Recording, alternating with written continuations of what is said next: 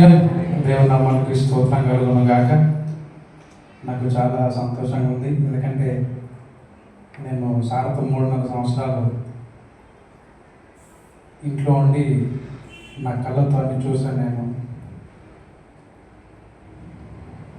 Sir ఎక్కువగా నమ్మేది ఏంటంటే, ఎందరో ఎన్నో విషయాలు చెప్తారు, మంచి మంచి విషయాలు చెప్తారు, కానీ చివరికి సారు మేడం నమ్మేది వాక్యాన్ని నమ్ముతారు.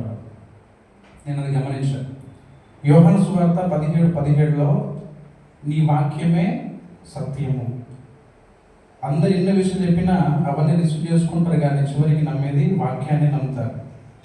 ఆయన చెప్పిన మాట ఏ మాట అయినను నిరర్ధకము కానేరదు. వాళ్ళు ప్రార్థన, విశ్వాసము, వాక్యం మీద విశ్వాసం ఉంచి వాళ్ళు మోకరించి ప్రార్థన చేసేవాళ్ళు. ఎన్నో రాత్రులు ఏడుస్తూ, మేడం అయితే చాలా స్ట్రాంగ్ ప్రార్థనలో. అసలు సార్ కంటే కూడా మేడం చాలా పవర్ఫుల్ ప్రార్థన.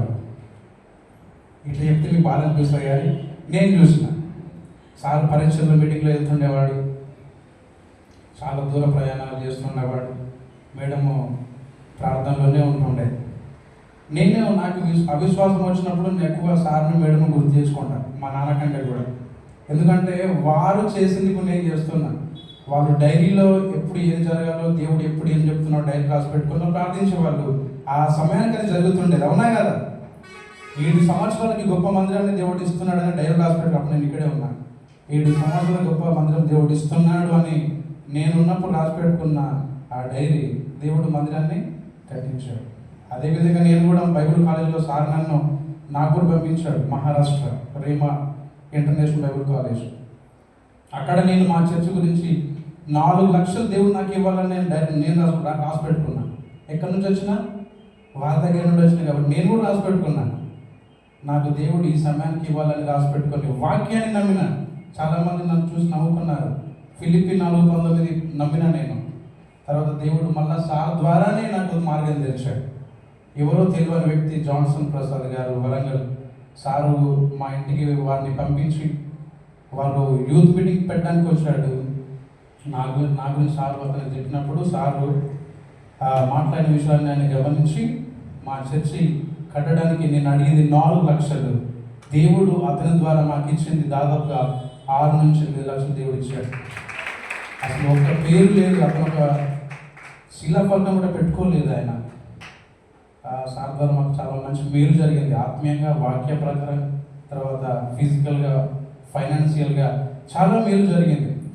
నేను దేవుడి చిత్త ప్రకారం అనుకుంటా, నన్ను ఎక్కడికి పంపించాడు దేవుడు? సార్ దగ్గరికి పంపించాడు. ఎందుకు పంపించాడంటే సార్ యథార్థపరుడు, అట్ ద సేమ్ టైం పరిశుద్ధుడు. అది నేను చెప్పగలుగుతా 100%. పరిశుద్ధుడు ఆయన. తర్వాత దేవుని యందు తపన, దేవుని యందు ఆ ప్రేమ, ఆ దయ మా మీద ఉంది, అది చూపిస్తున్నాడు. అది మేము గమనించినాం. దేవుడు ఆ ప్రకారంగా ఈరోజు సార్ విదేశాలకు వెళ్తుంటే అసలు ఫస్ట్ నేను జగనన్న ఎక్కువ హ్యాపీ ఉన్నారు కదా, ఇప్పుడు చెప్పిండు, అంతకంటే ఎక్కువ హ్యాపీ నేనే ఉన్నాను. హల్లెలూయా, ప్రైజ్ గాడ్. ఇంకెన్నో విషయాలు చెప్పారు, కానీ ఇంకా సమయం ఎక్కువ తీసుకోవడం మర్యాద కాదు కాబట్టి చిన్న ప్రార్థన చేసుకొని సమయం ఇద్దాం. పరిశుద్ధుడ, ప్రేమగల తండ్రి, జీవాధిపతి అయిన దేవ, మా ఆత్మీయ నాయకులు తండ్రి ప్రభు, సార్ని మేడమును మీరు కనికరించి తండ్రి ప్రభు, వారు చేస్తున్న పరిచర్యలో, వారు చేస్తున్నటువంటి ప్రయాణాల్లో తోడుగా ఉండి అంచెలంచెలుగా స్టెప్ బై స్టెప్ మీరు దేవ దీవించి అభివృద్ధిపరిచి అనేక విదేశాల్లో దేవ మీరు వాడుకుంటున్నందుకు నీకు స్తోత్ర. దేవ నీ చిత్తానుసారంగా వారి జీవితాల్లో మీరు జరిగిస్తున్నందుకు నీకు స్తోత్ర. అన్ని విషయాలకు ప్రభువానికి కృతజ్ఞత స్తుతి స్తోత్రములు చెల్లిస్తున్నాం. ఈ కరబేల్ బ్లెస్సింగ్ మినిస్ట్రీ ప్రభు, మీరు చెప్పిన ప్రవచన ప్రకారంగా దేవ అమెరికా న్యూయార్క్ సిటీలో ఆ యొక్క పరిచర్య మీరు ప్రారంభిస్తున్నారని మేము నమ్ముతున్నాం. నీకు వందనాలు, స్తోత్రాలు చెల్లిస్తున్నాం తండ్రి యొక్క దేవ. మీకు సమస్త మహిమ, ఘనత, ప్రభావాలు, కీర్తి, స్తోత్రములు ఆరోపిస్తూ నజరేయుడైన యేసు నామమున స్తుతించి ప్రార్థించి పొందుకొని ఉన్నాం పరలోకమందున తండ్రి.